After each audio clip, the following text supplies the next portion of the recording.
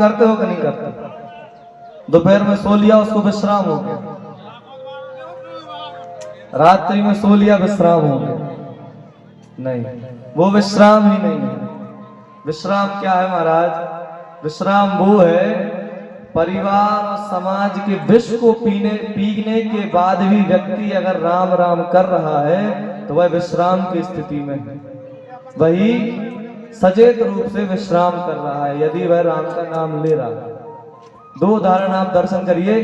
बाबा कहते हैं, जो आनंद सिंधु सुख राशि सीकर तेत्र लोक सुपासी, सीकर तेत्र लोक सुपासी, सो सुख दाम राम यस नामा, सो सुख दाम राम यस नामा, अखिल लोक दायक विश्रामा, अखिल लोक दायक विश्रामा।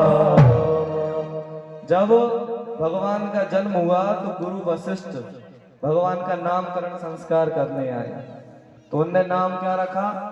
जो आनंद के सिंधु हैं, सुख की राशि हैं, ऐसे आपके ज्येष्ठ पुत्र का नाम राम है, और जो सुख के धाम हैं और जो पूरे विश्व को विश्राम देने वाले हैं, ऐसे आपके ज्येष्ठ पुत्र श्री राम हैं। ये भगवान का नाम रखा। दूसरा उदाहरण दर्शन करिए।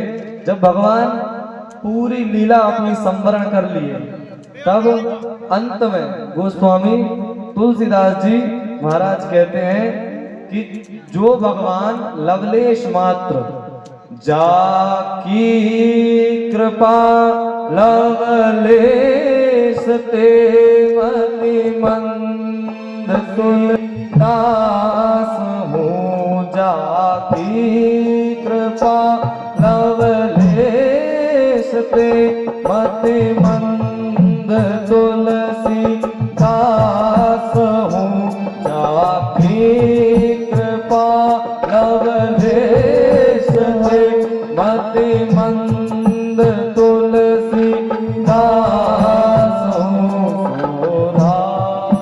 क्या कहा?